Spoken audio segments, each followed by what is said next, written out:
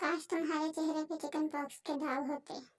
चांद तो तुम हो ही, तारे भी साथ होते। वो इश्क की राहों में कमाल करती है, दिखती है I love you send to all करती है। थोड़ा सा प्यार हुआ है, थोड़ा है बाकी। बंदा पूछे प्यार है या मकान की किस्तें। लफ्जों में इतना जहर कहाँ से लाते हो, लगता है शाम फ्राई करके खाते हो।